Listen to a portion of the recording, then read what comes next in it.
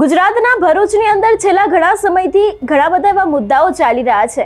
ખાસ કરીને આપણે જોતા આવ્યા છે કે આ વાતને લઈને અવારનવાર આમ આદમી પાર્ટી દ્વારા વિરોધ કરવામાં આવતો હોય છે। ત્યારે હવે આમ આદમી પાર્ટીના એક નેતાએ મંત્રીને રૂબરૂમાં રજૂઆત કરી છે અને ખાસ કરીને આવેદનપત્ર પણ આપવામાં આવ્યું છે અને આ વિષયને લઈને ગંભીર નોંધ લેવામાં આવે એવી વાત પણ કરવામાં આવી છે।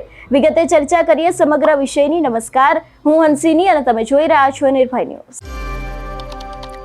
ગુજરાતમાં છેલ્લા ઘણા સમયથી પ્રદૂષણને લઈને ઘણા બધા સવાલો ઊભા થઈ રહ્યા છે અને જે મોટી મોટી કંપનીઓ હોય છે એમાં પ્રદૂષણ વધારે ફેલાતું હોય છે અને એ જ પ્રદૂષણના કારણે ક્યાંક ને ક્યાંક ખેડૂતોના ઊભા પાકને નુકસાન પહોંચતું હોય છે।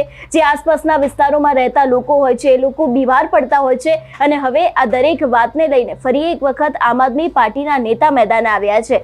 વિગતે વાત કરવામાં આવે તો ખાસ કરીને અંકલેશ્વર જીપીસીબી ઓફિસ ખાતે વન અને પર્યાવરણ વિભાગના જે મંત્રી પ્રવીણ માળી છે એમને એક બેઠક યોજી હતી અને આ જ બેઠક દરમિયાન જે આપના નેતા પિયુષ પટેલ છે એ ત્યાં પહોંચ્યા હતા અને એમને રૂબરૂમાં આવેદનપત્ર સોંપ્યું હતું અને કહેવામાં આવ્યું હતું કે જે આસપાસના લોકો છે એ લોકો ઉપર અત્યારે હાલ ખરાબ અસર પડી રહી છે। ત્યાંના સ્થાનિક લોકો છે એ લોકો બીમાર પડી રહ્યા છે અને ખાસ કરીને જે બીજા બધા ખેડૂતો હોય છે જે પાક વાવતા હોય છે એ લોકોના પાકમાં પણ ક્યાંક ને ક્યાંક આ જ પ્રદૂષિત હવાને કારણે પણ નુકસાન પહોંચતું હોય છે। તો હવે આ ગંભીર મુદ્દાને લઈને નોંધ લેવી ખૂબ જરૂરી છે।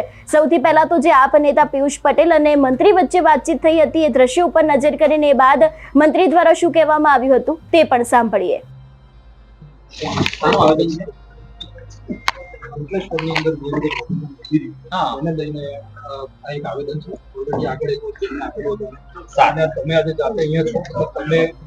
રાજ્ય કક્ષાના મંત્રી છો તો આપણે આશા રાખીએ છીએ કે ભરૂચની અંદર we will do as soon as possible. Okay, thank you.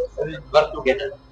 Sir CEPT જેવી કોમન ફેસિલિટી છે એની પરવાનગી લેવા માટે આટલો બધી મતલબ એકદમ અભિગમ સરકારનો કેમ? મિશન લાઈફ 2070 સુધી જે રીતે વિકાસ થાય એની સાથે પર્યાવરણ સાથે પણ કોઈ છેડા ન થાય એના માટે કોમન એટીપીની ફેસિલિટી આખા ભારતની અંદર સૌથી અગ્રેસર રહેતું હોય એટલે ગુજરાત રહેતું હોય છે।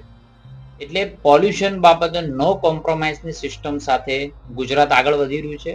આવનારા સમયની અંદર આજે એસોસિએશન સાથે પણ વાતો કરી છે, કેટલાક રિફોર્મ્સ કરવાના હોય। પર્યાવરણ એ માત્ર જીપીસીબી પોલ્યુશન એ માત્ર ગુજરાતનો નહીં પણ આખા ભારતનો સબ્જેક્ટ છે। ત્યારે એના સાથેના પણ કોઈ લાઇઝિંગ કરીને સંવાદો કરીને પ્રક્રિયાઓ ઈઝી કેવી રીતે બને, અત્યાર સુધી ઘણી બધી ઈઝી બની ગઈ છે। ફેસલેસ સિસ્ટમો કરવા તરફ, સિંગલ વિન્ડો સિસ્ટમ કરવા તરફ પણ ગુજરાત આગળ વધી રહ્યું છે। સર ખાસ કરીને એક્યુઆઈ રેટ વધી રહ્યા છે। અંકલેશ્વરમાં 3 દિવસથી 250 પાર હતું અને અમદાવાદ, રાજકોટ અને સુરત જેવી મોટી સિટીમાં પણ for your kind information AQI is under the 200 અને એની અંદર માત્ર જીઆઈડીસી નહીં પણ જે રીતે રોડ રસ્તાઓનું નેટવર્ક વધતું હોય છે, જેવી રીતે ટ્રાન્સપોર્ટેશન વધતું હોય એનો એક્યુઆઈ પણ ભેગો ગણાતો હોય છે। એટલે we can not consider as the GIDC is cause of the AQI increase. Sir મોટા મોટી સિટી સુરત સિટીમાં એક્યુઆઈ મશીનો બંધ છે અને કેટલીક જગ્યાએ છે નથી, તે બાબતે શું? અત્યારે હું આપને અંકલેશ્વરની જીઆઈડીસી ની ચર્ચા કરવા માટે આવ્યો છું। Thank you. સર ઇથોપિયાની અંદર જે જ્વાળામુખી એટલે જે રીતે અત્યારે હાલ આ સમગ્ર વાત સામે આવી છે, ખાસ કરીને આપણે આની પહેલા પણ જોયું હતું કે આપ નેતા દ્વારા ફરી એક વખત આ જ મુદ્દાને લઈને મેદાને આવ્યા છે। આની પહેલા પણ તેમના દ્વારા ઘણી બધી વાત કહેવામાં આવી હતી કે આ પ્રદૂષણનું કંઈક કરવું જોઈએ।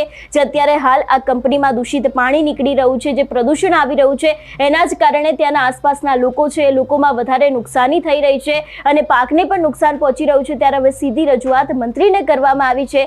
જોવાનું રહેશે કે મંત્રી દ્વારા અત્યારે હાલ જે રીતે વાત કરવામાં આવી છે કે કામ થશે, પરંતુ આ કામ કરવામાં આવશે કે કેમ? તમારું શું માનવું છે આ વિષયને લઈને અમને કમેન્ટ કરીને ચોક્કસથી જણાવજો। તેની સાથે અમારી ચેનલ નિર્ભય ન્યૂઝને લાઇક, શેર અને સબસ્ક્રાઇબ કરવાનું ભૂલશો નહીં। નમસ્કાર।